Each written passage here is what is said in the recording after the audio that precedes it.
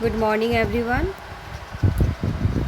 सो EVS का chapter number 4 clothes for us ये हम लोग का कंप्लीट हो चुका है।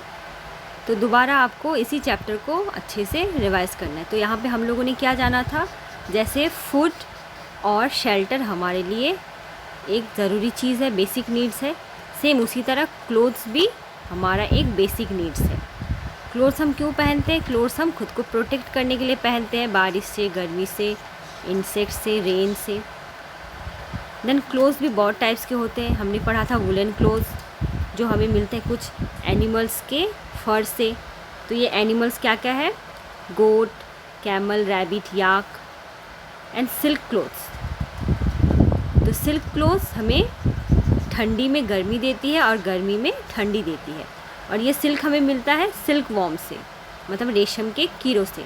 और ये रेशम कीड़ा कहाँ पे बड़ा होता है? मलबेरी लीव्स, तो शहतूत का जो पत्ता होता है उसमें ये सिल्क वॉर्म बड़ा होता है।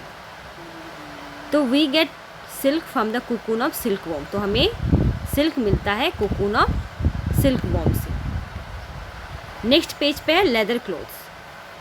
तो लेदर हमें मिलते हैं कुछ एनिमल्स के स्किन से, मतलब जो एनिमल्स मर जाते हैं, डेड एनिमल हो जाते हैं, उन डेड एनिमल्स के स्किन से हमें मिलता है लेदर।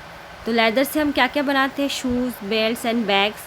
और कौन से एनिमल्स से बनता है ये leather? Cow, pig, goat and sheep. और ये लेदर क्लोथ हम विंटर में भी यूज़ करते हैं, जैसे लेदर जैकेट। नेक्स्ट है हमारा कॉटन क्लोथ्स। कॉटन क्लोथ्स हम समर सीज़न में यूज़ करते हैं, क्योंकि समर सीज़न में जो पसीना आता है वो पसीना को कॉटन क्लोथ्स जल्दी से सोख लेता है और अंदर हवा पास करने में ये हेल्प करता है।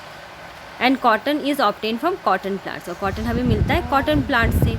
तो यहाँ पे पिक्चर्स आप देख सकते हो, ये सारे कॉटन क्लोथ जो हम समर में यूज़ करते हैं। वाटर प्रूफ क्लोथ्स जो हम बारिश के सीज़न में यूज़ करते हैं, जैसे rain coat and gum boots, ये सारे हैं वाटर प्रूफ क्लोथ्स।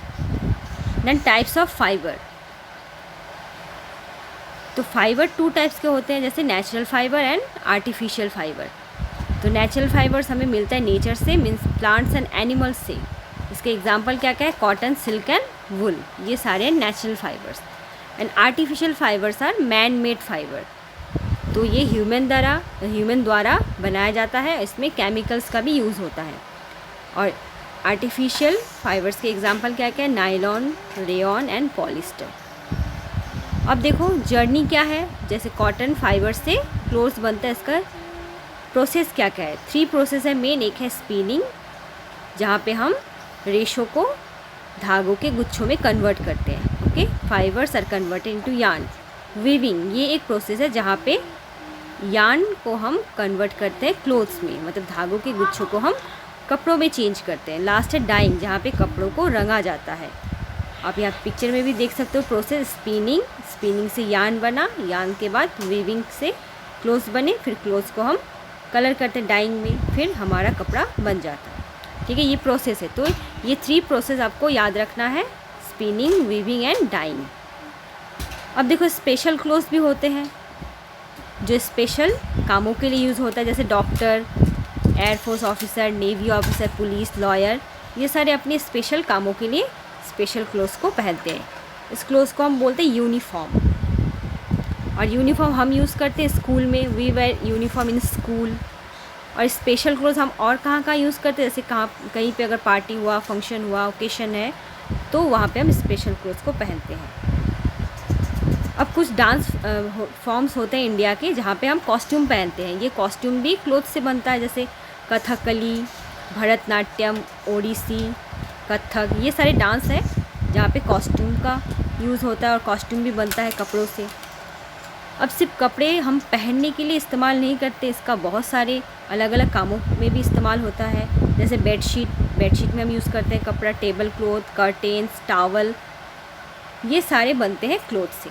तो चैप्टर नंबर 4 को आप अच्छे से दोबारा रीड करोगे, ठीक है, रिवाइज करोगे। अब देखो आज का होमवर्क हम लोग देख लेते हैं। आज का होमवर्क है आपका ट्रू एंड फॉल्स। पहले आपको लिखना है ट्रू फॉल्स। तो फर्स्ट है देखो, spinning is the process by which yarn are converted into clothes. तो स्पिनिंग वो प्रोसेस है जहाँ पे यार्न्स को हम कन्वर्ट करते हैं कपड़ों में। तो क्या ये सेंटेंस सही है या फिर गलत, वो आपको लिखना है। नंबर 2 पे clothes are our basic needs. Number 3 wool is a natural fibres. 4 में है we get silk from cotton plant. Number 5 में gum boots are woollen clothes. Number 6 में है lawyer wear uniform in work place.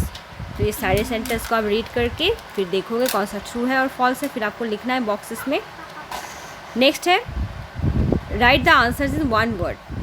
तो नीचे दिए गए क्वेश्चन के आंसर आपको वन वर्ड पे लिखने हैं। जैसे नंबर 1 पे man made fibres are called, तो मैन मेड फाइबर्स को हम क्या बोलते हैं? आर्टिफिशियल फाइबर या फिर सिंथेटिक, वो आपको लिखना है। नंबर 2 पे this clothes keep us cool in summer, तो कौन सा क्लोथ्स हमें समर में ठंडी देता है? तो यहाँ पे आप लिखोगे कॉटन क्लोथ्स। नंबर 3 पे silkworm grows on this leaves, तो सिल्क वॉर्म्स कहाँ पे, कौन से पत्तों पे बड़ा होता है? तो यह इसका आंसर होगा मलबेरी लीव्स। लास्ट है raincoats are this type of clothes, तो रेन कोट्स किस टाइप्स के क्लोथ्स है? Water proof clothes. ओके, इस तरह आपको वन वर्ड पे आंसर लिखना है। तो ये आज का आपका होमवर्क है। तो होमवर्क को कंप्लीट करने के साथ साथ चैप्टर नंबर 4 क्लोथ्स फॉर अस, इसको अच्छे से आपको रिवाइज करना है। ओके, सो बाय क्लास।